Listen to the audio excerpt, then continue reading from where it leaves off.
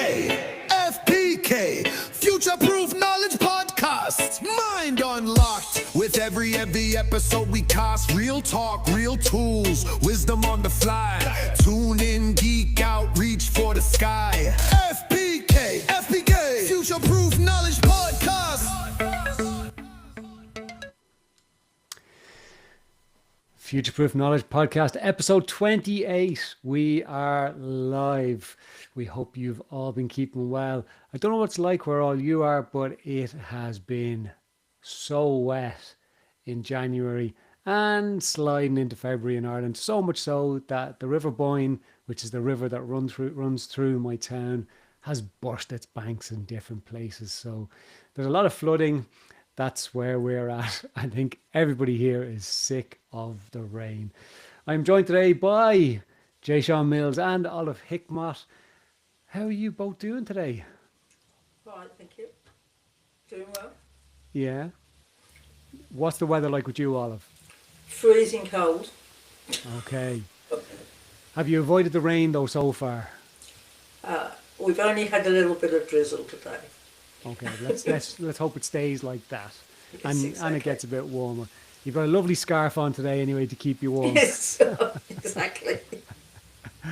And Jay Sean, over in the west coast of the United States, what is the weather like in Portland? It is cold and it has been wet and rainy. No overflowing rivers or anything like that, but definitely typical Pacific Northwest weather. And it's just good to be back on the show. Been gone, I think the last couple shows. But yeah, all's good. My face is feeling better. I'm getting my appetite back. And I think I finally got past this cold that's been like chasing everyone down here. Yeah, we were meant to be joined by our colleague Tana Lara today, and she's been struck down by it. In my household, we had a couple of people in the bed last week, and you got a pretty bad doing, Jay Sean. We have to let the listeners know that you were seriously struck down. You were in a bad way last week. So not only did you have to get teeth pulled the previous week, then you got floored by a serious flu, we'll call it. We won't call it man It's flu. been a month since I've had a decent meal. Really? Yeah. Since the not teeth good. came out and then the sickness, my mouth's still healing. Still haven't had, like, I'm a meat eater. I need my steaks. I haven't had a steak in over a month and it's just driving me crazy. Just think how sweet that first steak is going to taste whenever you get it back. Big fat porterhouse just waiting for me. Fantastic.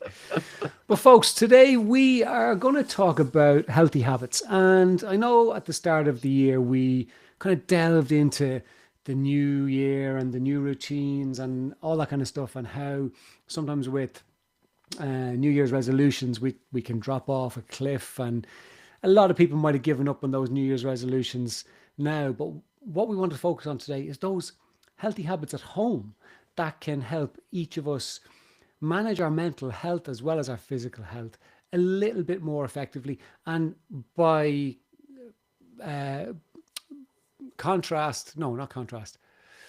by evolutionary terms, I can't even think what the phrase is I'm looking for. Our families can benefit from it.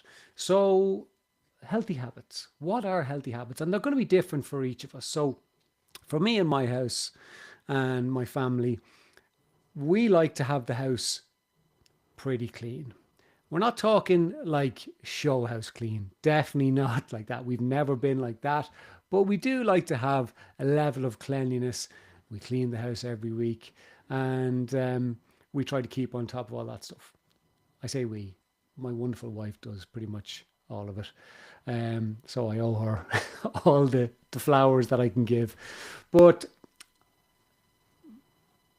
one of the things I've found that within my own family, but a lot of people that I work with, that when things get a bit messy or a bit cluttered, they're usually a good sign that somebody's not in top form, not doing as well as they would like to, that their head might just be a bit all over the place or distracted or not in a good place in that moment. So I thought we might explore different ways that we all individually find those healthy habits in our home. What are the things that help us? What are the things that absolutely don't help us? And what suggestions that we might give to the listeners. And for any listeners tuning in, you pop them in the chat as well if you want, to let us know what are some of the healthy habits for you. So Olive, I'm going to come to you first. So what are some of the non-negotiable things for you when it comes to your mental health, I suppose, with the habits that you have at home?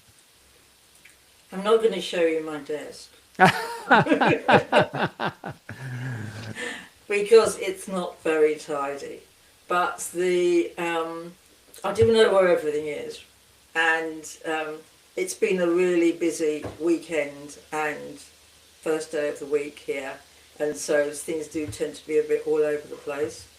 That's probably because I'm doing too much. But what's a really healthy habit, which I have to say is really weird, is that I go for a walk every day, about a mile and a half.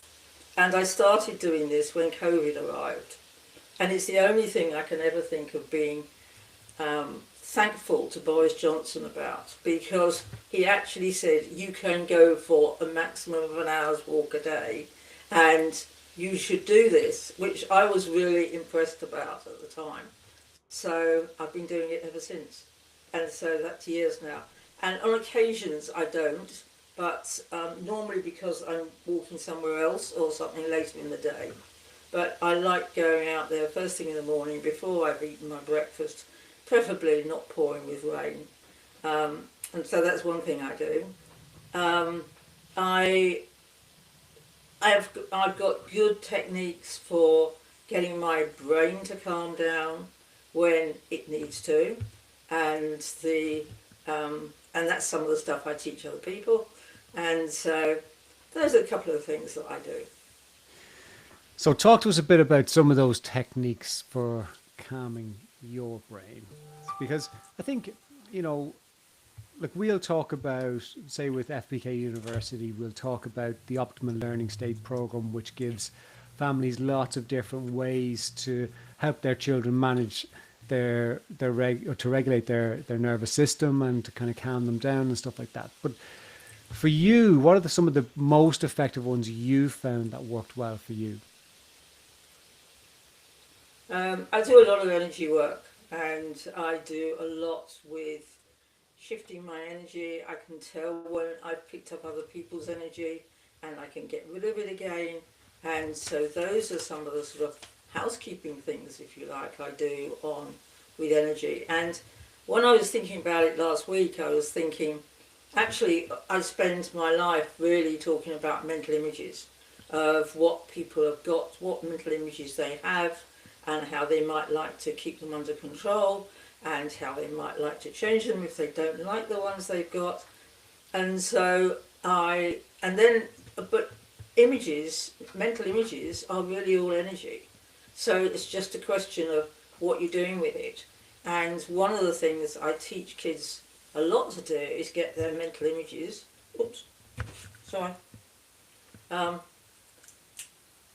under control, so that they are not really frightened by them, because they are only energy. And for example, we have children who will catastrophize. They have an image that comes in their head that is scary, and they make it do all sorts of things, and they get even more scary. So it's like, I'm going to school and then I'm panicking about getting my clothes on, and I'm panicking about school or whatever it is. So they are more and more panicked by it. But what you can do is quite simply change the mental images. Start changing them. Change them to what you would prefer they are like. And I've had so many instances of this where we've helped people. I'm very good at jumping into people's mental images with them. So they explain to me something that's going on, and I go, so what would you like to do to change that? And so they come up with an idea of what they'd like to do.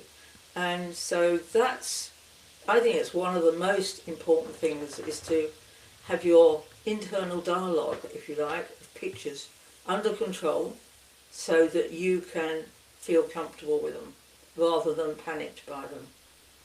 Yeah, I love that. And I think for me, that's one of the very simple ones. Even just getting young people to control their mental images because they are going at 100 miles an hour. Just that imaginary remote control that presses pause is so powerful. It's so powerful. And I'm pretty sure maybe I did give this example. You guys will let me know if I did or not. Maybe one of our very first episodes, 28 episodes ago, where I was working with I think he was a young lad who was about 7 or 8.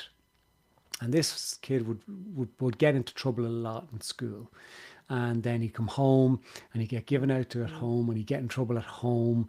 And he came to me to try and help him with this kind of anger and frustration. And I use a lot of symbols. So we'll call like toys essentially. So, and with sand and stuff like that, because use of metaphor and that type of thing is really powerful with children. And I said, right, let's get the sand tray going and you pick whatever symbols you want. And he was pulling things out and he was like, oh, I found it. I was like, oh, okay, yeah, what have you found? And he pulled out a shark. And he looked at the shark and went, I don't want to be a shark anymore.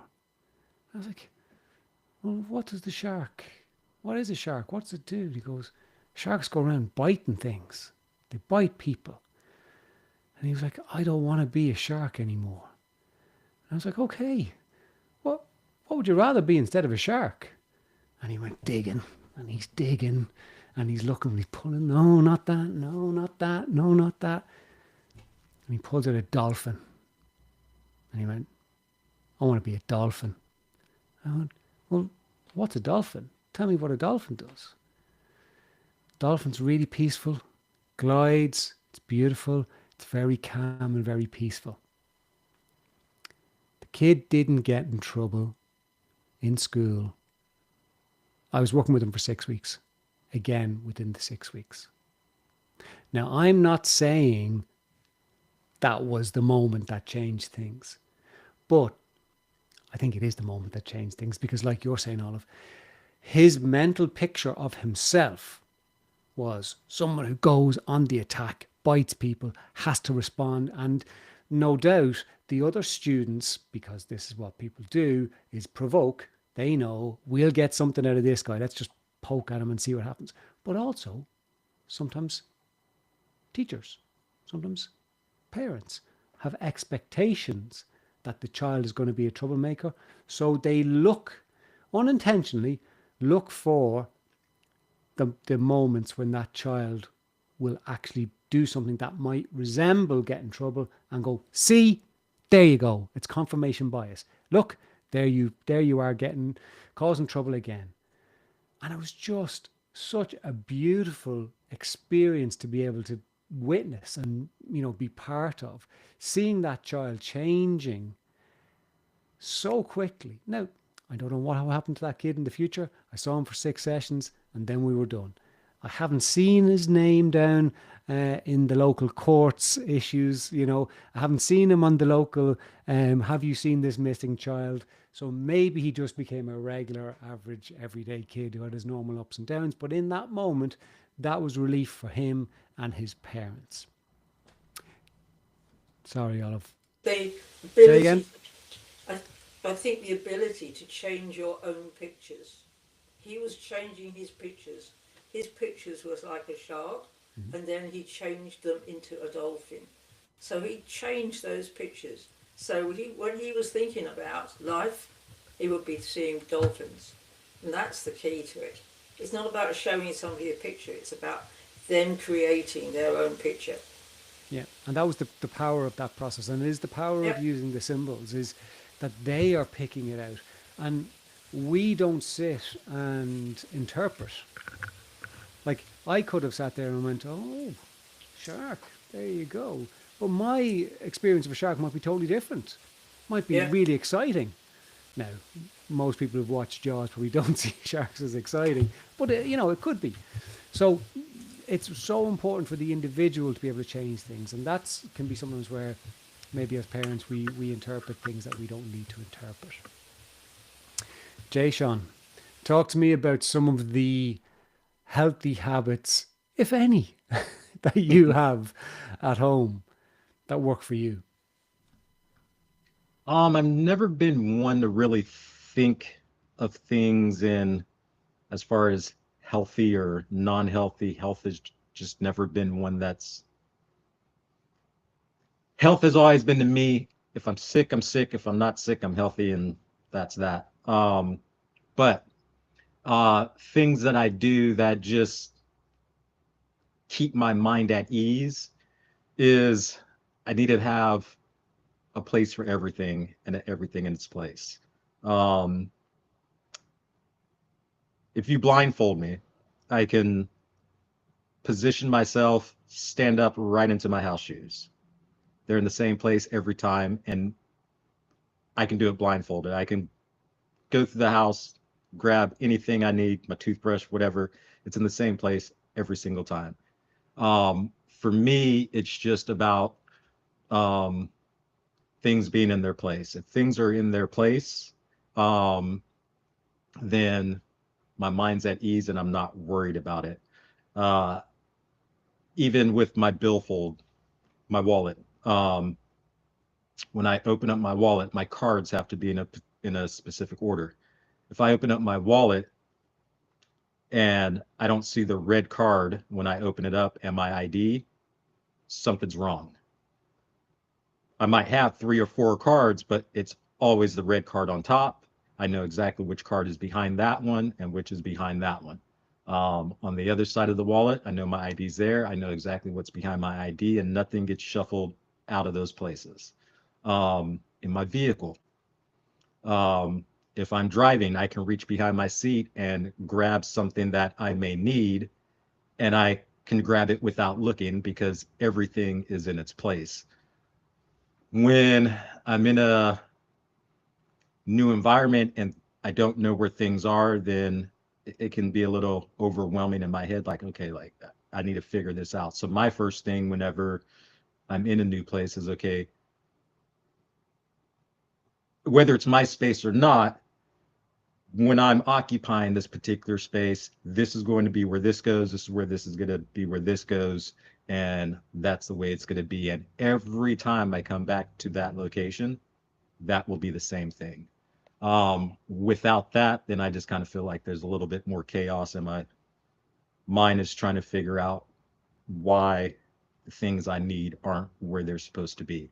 And it's not just for my things, it's just for anything around me within my household. Um, and I guess that's my healthy living. I've never been one to go to the gym. I've never been one to like work out. I've always been a very physical person when I work. I was come from the trades, working with my hands, doing physical work. So I had friends that would go to the gym for a couple hours in the morning and lift weights and this and that.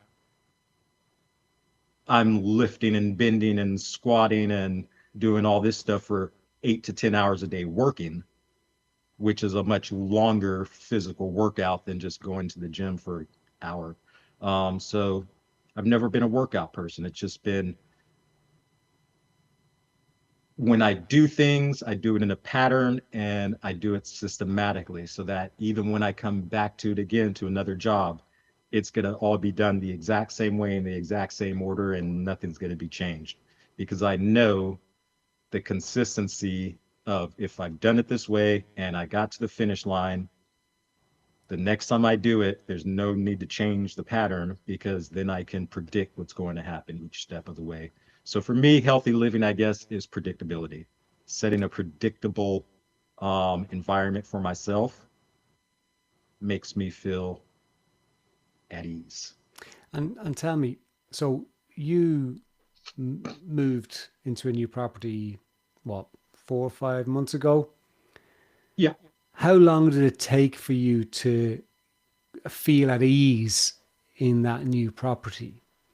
Like, was it a process, or were you able to go as soon as you come in, because you know that that's a drive? I need to get things into their place. That you were like, right, this has to go here, this has to go here, this has to go here. Was it like boom, boom, boom, or did it take you a little while? Oh no, it's a piece of cake. I mean, when you get a blank canvas like an empty house, and you know what property you already have, um, before even stepping foot in the house, I already knew where things were going to go, and how they would need to be placed, what wall my bed would be on, um, just simple things like that. So once everything gets put into its place, and that took about a week to get everything transitioned from where it was into the new place. It went from where it was gonna, from the storage straight to where it was gonna live, and I was at ease every day that things came in because I knew where it was going. I was able to place it, and things are still where they are for the most part.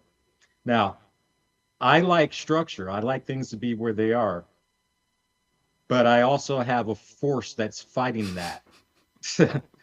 He's 13 years old, about 5'9", and he's a tornado. So, besides that extra force working against me, everything was pretty smooth and very easy to fall into. And I'll stick with you for a moment because, like, you're talking about how important it is for you to have, when you go through the steps of a process and it works, you go, right, well, that's it. I'll just replicate that over and over and over again.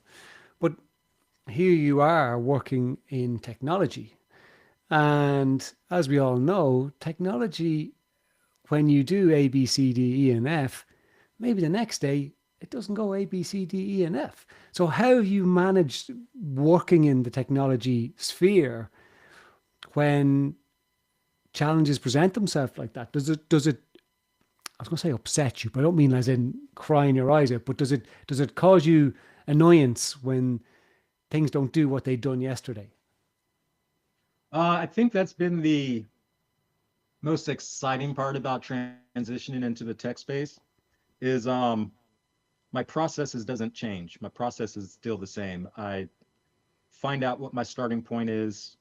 I now within technology and developing, I come to the table every morning and it's still the same process. The exciting part is steps A through F aren't the same every time. And to me, that's exciting. But the overall process of which I'm going through those steps is still the same. The outcome changes. So then I go back to whatever made that outcome different. That gives me a new starting point. So it's a challenge, and I like challenges. So the more it challenges, and the more I get challenged, I keep coming back to that same starting point where I hit that challenge and start trying to figure out how to get to the next goal. Once I figure that next goal out, I put that into my mental standard operating procedure SOP that I keep in the back of my head. And now that's another SOP on top of the one that got me to that first blockage. And then I just keep building on these. Um,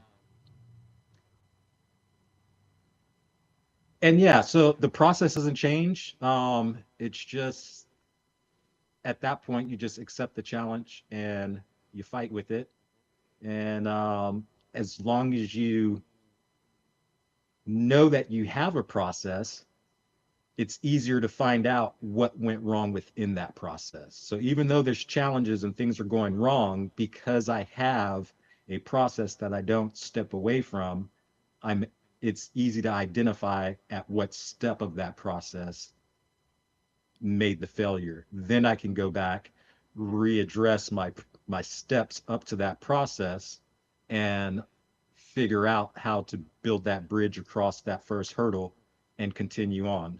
So my road may look like a nice brick road, and then you'll see a bridge built in. That bridge was because I hit a problem. Then my road continues on for another few miles, and you might find another bridge. That was another problem that I hit. You might even find at some point of that road a fork in the road. And at the down each path of that fork, you'll find a bridge at some point. But eventually, if you look at my interstate system, all roads lead to the same destination. So again, for me, it's just process, and having that process, having that um, hard line process that I don't break away from allows me to find those areas that I need to build a bridge, find those areas I need to fork, and find those areas that bring it all back together. Um, and when you look back, it may have been a wild ride and a long road, but it's traceable. And for me, that makes my mind rest. I just have like follow the Jay Sean Brick Road stuck in my head. I want to go on that road. But Olive, I'll bring you in a second. But I do want to touch on something that you expressed earlier on, which was about energy. So when I look at myself and how I operate and work in this world, um, what I'd say is most things don't shake me. I'm quite a calm person. I'm quite so, if things are not in their place, that's okay. We'll get them into their place. That's fine. My biggest challenge, and it's only something that I've really come to kind of accept over the years, is other people's energy and the impact that has on me. So, I suppose it's probably one of the things that makes me good at my job. I'm quite an empathetic person, right? So even if somebody comes in and says they've done horrible things, I can kind of look beyond within reason. I can look beyond the horrible things, and see the person behind it, and kind of go, okay, well, there's circumstances that got this person to this place. But if I'm in my home or with family or close friends, and they're not doing well in that moment, if they're upset, if they're frustrated, if they're angry, that's where I feel most not in control, or I feel in most discomfort, is when other people's energy that I care about is not what I expect it to be or what I would hope it to be, which I suppose in some ways has helped me to, when I say create, I don't do this on my own, but to create a household where, like, our household is quite calm most of the time. Like, we're not walking around the place shouting and roaring at each other all the time. But those times where things, where that does happen, it really discombobulates me. And it takes a lot of effort for me to kind of get myself grounded and back at peace. And, I think I've gotten better over the last few years, but it's an energetic thing. 100% it's an energetic thing that I just pick up on. But Olive, I want to talk to you about, say, the people that you work with and in relation to energy, because when you're going to meet with people or going to work with people who might be feeling a little bit, unsure of themselves, or a little bit scattered, or a little bit all over the place, especially with children, it's very important for us as practitioners to be that stable, calm, energetic person in the room with them. So I don't know about you, but I like to get like teachers or parents out of the room altogether, because there may be underlying themes and history and all that kind of stuff that their energy comes in. And when you get the young person, talk to me about some of the ways you get young people calmer if they're feeling a little bit all over the place. It is what you've got on the FBK University to a large extent, getting them into a comfortable, grounded state for effective learning. I have many, many stories like this, and one of them that comes to mind was the little boy who walked into my office and he said he'd had an absolutely terrible day.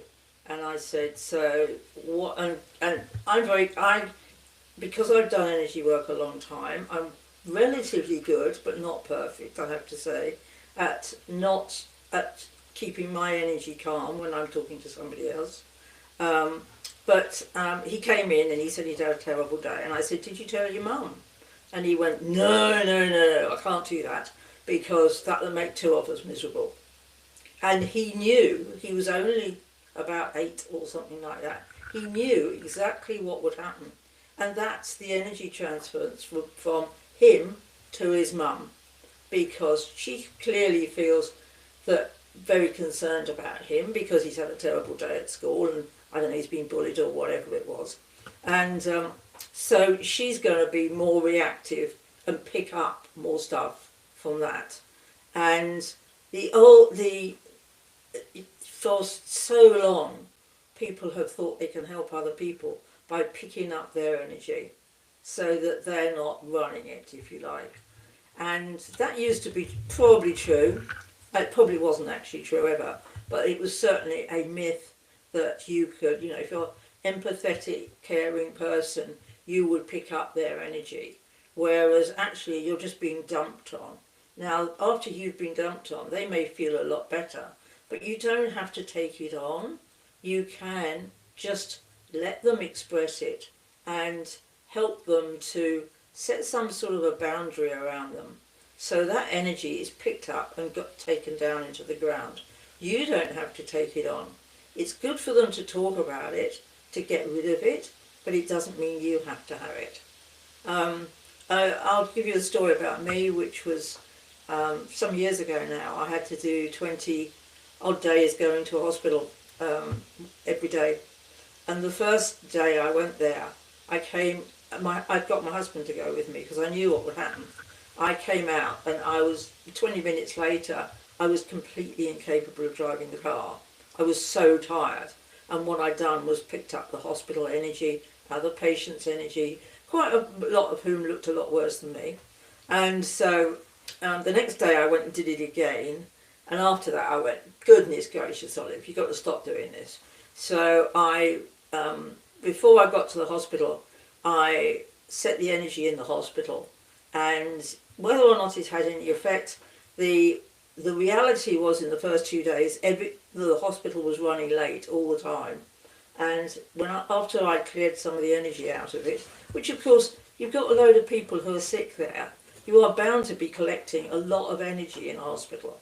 Anyway, so they were running better on time. And before I went into the hospital, I set some boundaries so I didn't pick up other people's stuff. And for once in my life, I said to myself, this isn't your job to help anybody else. You're here for you. And so I walked in, had the treatment, and walked out again and drove myself home. And that went on for the next 20 days. And so you can manage it. It does take a bit of forward thought, but it is so worthwhile.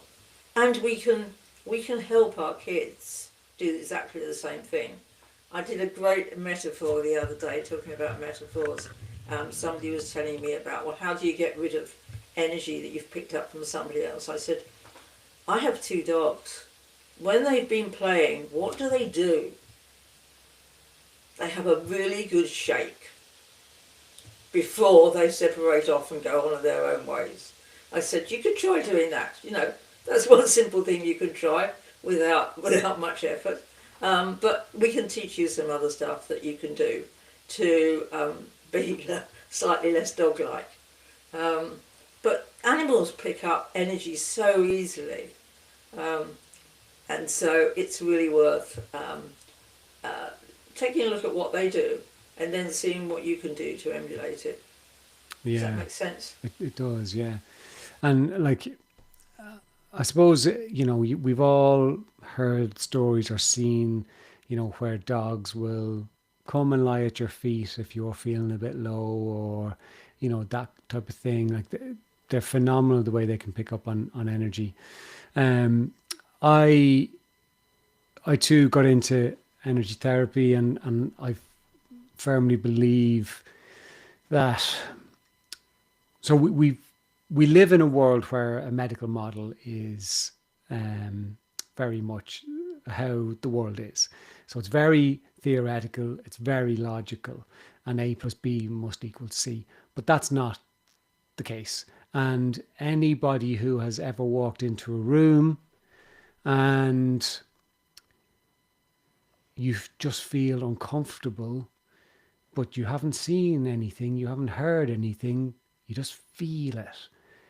It's that intuition, that gut. And I do think with the more studies that are happening now around gut health and how, like, there's a huge movement where essentially the gut is the main brain and then the brain is the secondary brain. So there's a lot of conversations around that. But we we live in a world of energy. We as human beings operate on energy, like literally energy. So thoughts are energy patterns. Um, you know, it's just energy coursing through our bodies. And of course that energy can be disrupted. Like it can be in, like today, we literally got the lights back on here about an hour and a half ago because there was work folks outside doing work and they had to knock the electricity off. There is disruptions. And I think we need to start to move towards ways of supporting children and young people to learn how to manage the energetic side of things, because it is just as important. And for any of the young people I ever work with, they'll come in and they'll talk about anxiety or they'll talk about worry or nervousness. Well, that's not something logical. That's not something practical. That is the energy in your system is trying to tell you something. And it's something that's probably telling you that you may be unsafe or you may be in danger, but it's not logical. So if the three of us are walking around O'Connell Street in Dublin, which is one of the main streets, at 2 o'clock in the morning on a Saturday morning, we're probably going to be fairly aware of our surroundings because there's a lot of misbehavior goes on around O'Connell Street at 2 o'clock in the morning on a Saturday. But we're not going to be going along looking at the lovely buildings, admiring them. We're just going to be, let's just get to where we are. We'll have our pleasant chat, but we'll get to where we are, get ourselves safe, just in case. But yet we might have come across nothing. So the expectation we build up in our heads creates a discomfort in the energy, and also vice versa. The energy can create a thought process in our heads that may not ever happen. So we have to start to look at those things that help us try and regulate our energy levels and our energetic processes as best as possible. And that's why with the Optimal Learning State program on FBK University, it is there for people to practice so they can try and find the ones that work for them, because sometimes it'll work for one person, but it may not work for another person, and so on and so forth. But Jason, I want to come back to you, and I want you to talk to me about having a force of nature, having a different ball of energy come into your life, and how it impacted you at the very start. Has that changed? Are you finding that you're able to manage your own energy levels when this force of nature is coming around and disrupting things? Like, do you find that you're able to manage it better now, or is it just different because the age is different, so the challenges become different? I'm sure the age has something to do with it. To be honest, for me personally, I find it harder and harder to maintain. What I mean by maintain, to not get angry. It's one thing to have a force sitting in a storm. The storm passes, you relax, you go about your day. My storm hasn't passed. It's 12 years. There's no sign of the storm passing. I personally don't know how much more of the storm I can take before I break, but I know that my temper, my attitude gets shorter and shorter day by day, month by month, and year by year. Where 6 years ago I was able to deal with it, still stressed, still frustrating, but can maintain and okay, it's good to go. But at some point, yeah, I don't know. For me, it just gets harder and harder. And yeah, there's going to be a breaking point, and that's one thing that scares me, and I just don't know when that's going to be. But Mm. if I'm using the word tempered, yeah, I used to be pretty mild tempered. I used to be able to deal with a lot, but now not so much. And is that, do you think that is like weariness, relentlessness that just lifts, has a base level of stress in the household? Is that what it is, do you think? I think it's multiple things. It's knowing that if I can't deal with it personally, and we're going into 13 years now, that if I can't deal with it personally, I know the world outside of these walls aren't going to have that amount of patience for it. So my worries is if I can't handle it and I know the world outside can't handle it, what do I do for my son to ensure that even if I'm not around, he'll be able to hopefully continue to get better. Um, and I think it takes its toll on the whole household. I know he can see my patience is thinner. My wife can see, and her patience is thinner as well. Then it makes conflict between the two of us. That's not anyone's fault per se. It's you've been a kid in school, you've seen that kid that spitballs at the back of the kid's head. And the kid, okay, I'm gonna just brush it off. I'm gonna brush it off. Kid keeps doing it every single day, every single day. You get by the time the second semester comes, eventually that kid turns around and slaps the crap out of the kid that's been spitting the balls.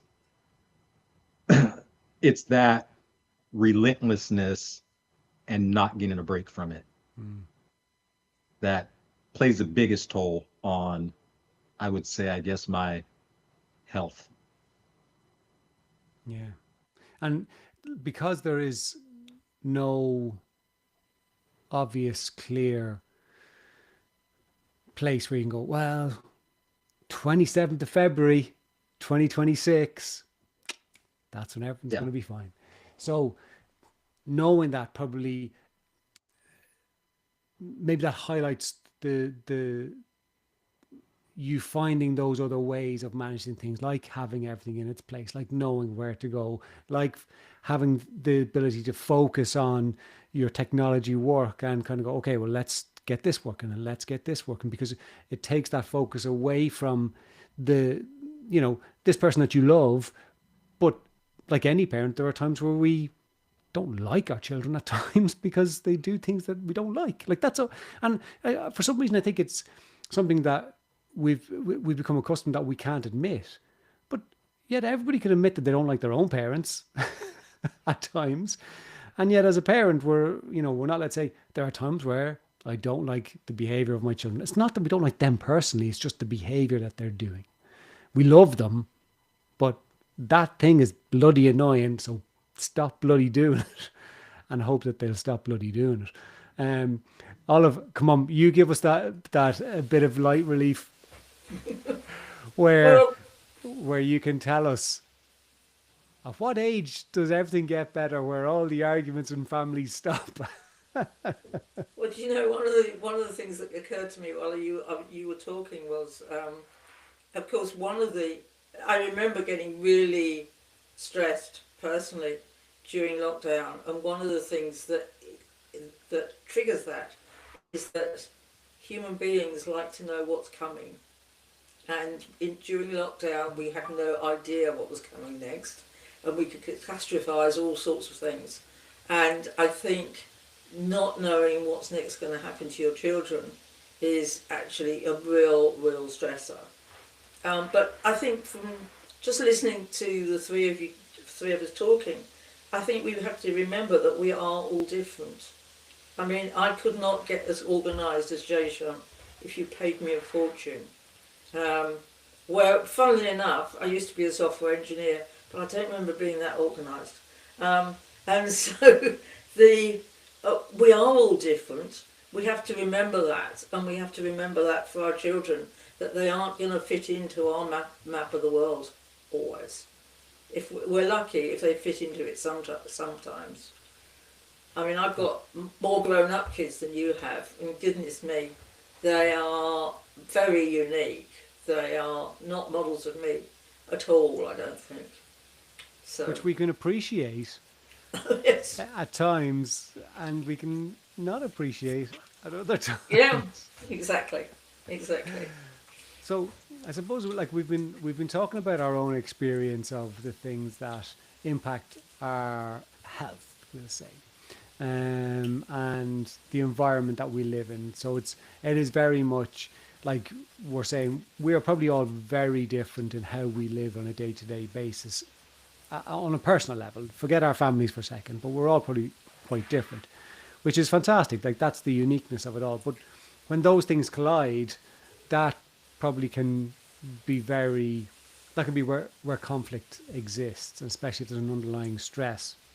So I suppose what we're trying to say here to any family members out there or people who've got a home that they'd like to try and get as harmonious as possible is try and find the things that work for you and your little family to try and get things in flow as best as possible. So whether that is having everything in its place, whether that is trying to reduce the frustrated energy and anger energies of the other people, whether that is having the mess but knowing where everything is and being able to accept that within other people. It's all really, really important that we try and be as flexible as we can to understand that. And I do a lot of work with people who might come to me because they're frustrated at their partners, for example.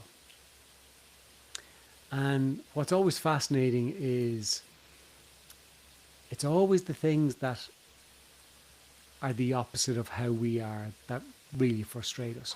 Yet those are the things that probably attracted us to that person in the first place because they were so different to us. So we were able to kind of go, oh, I love that about them. But then over time and repetition, we can start to go, that really bloody does my head in. So, Jayshawn, have you any final thoughts for the listeners as we kind of wrap to a close of, those healthy habits and what things you think people can start to do to help create an environment of calmness and serenity as best as possible? I mean, I would say for me, using my example of the way I like things to be in certain places, find your own space that you can make yours and make it known that this is my space. Don't mess with my space. Let this be me. And if you come into this space, leave with what you came into this space so that this is mine. I can't control everything in every room in the house, but my office is my space. My cups can go there. You can come visit. You can put your stuff here.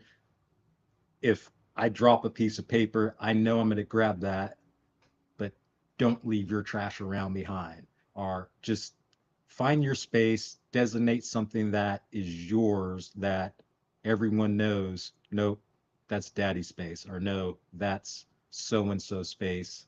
Guests come over, no, you need to leave that space alone. Or maybe there's a certain cup. Use anything in the house you want, but don't touch that cup. So if you make it clear what is your safe space and what makes you comfortable, something that I can control myself and not have to worry about if, well, I like this room to be that way, but I'm going to let that go if it's not quite the way I want it. So identify what you need personally in your space. Make sure that it's known that that's your space, your expectations, and keep control of that. And if you can do that, I think that's a great start. Yeah, it gives you that little section within your home, especially if you're sharing the home, that is yours. And for me, it's not even a room, it's just my record player and my records and my headphones. And that's it. You know, that does the spot for me. What about you, Olive? Any final thoughts for the I just want listeners? to follow up on Joe Shons and say that might not apply to the listener, but it might apply to one of the listener's children, because you may be diametrically the opposite, but that's the way, you know, everybody's allowed to be their own person.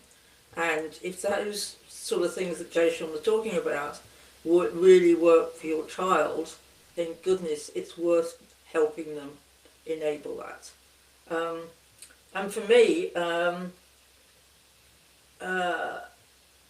think the best thing I can say is give your brain a break sometime, because we are all doing much too much with our brains. They are going at 100 miles an hour, and they don't get much of a break. If you can give your brain a break from time to time. I did an interesting thing the other day. I was listening to a woman on the radio talking about handwriting. Now, handwriting is something that I teach, but what they were saying was that handwriting, as opposed to typing, works with all parts of your brain. And so I just picked up a piece of paper. And I write a lot, by the way. I probably 50-50 write and type. But anyway, I picked up a piece of paper and just wrote across the top of it, I choose to write.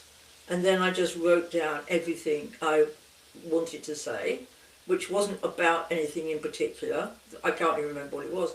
But like halfway down the page, I'm going, my brain is liking this. It really is. It feels really rested. So I carried on down to the bottom of the page. There you go. And I've repeated it a few times. And it's the same thing about people saying painting or embroidery. I met a lady on the train yesterday, hope she doesn't mind me putting this out, is that I couldn't find a seat on the train. As I'm walking up the train, there's these ladies with a gap next to her, so I sat down. She's doing a lovely tapestry. And I said, why are you doing that? And we talked about tapestries all the way home. And she said, because it gives my brain a break. Yeah, giving the brain a break, it's so important. And it's much better than scrolling my phone, which does the opposite, which they've even now got a label for, of too much of scrolling. And so there you go. That's my contribution. Fantastic. I think, yeah, for me, it is, I've now got to the point where I have a trigger point, of 2 trigger points. So this office here, when I walk out that door, it's like I walk through like a movie cleanser where I'm now not working. But sometimes there's residual stuff. So when I get to my front door, before I open my front door, every single time what I do now is I bend down, open my shoelaces and take my shoes off before I walk into the house and just ground myself and go, right, work is finished. The client work is finished. Obviously, sometimes I have to sit down and do the tech work as well, but the client work is done. And that's been something that has helped me shed whatever has been going on, whatever energy I've got from the clients I've been working with, and to try and be as present as possible for my family when I'm there. And that's something that works quite effectively for me. And on that note, we shall all shed any negative energy, and we will say thank you all so much for tuning in to the Future Proof Knowledge podcast. We will be back next week. Hopefully Tana's going to be back so she can bring the fantastic idea, which I'm not going to give a spoiler about, to the to the fore. Listeners, thanks so much for your ears as always. We'll be back very soon. Please look after yourselves and do give us a like and share on the Future Proof Knowledge podcast. FPK, Future Proof Knowledge Podcast. Mind unlocked. With every episode we cast real talk, real tools, wisdom on the fly. Tune in, geek out, reach for the sky.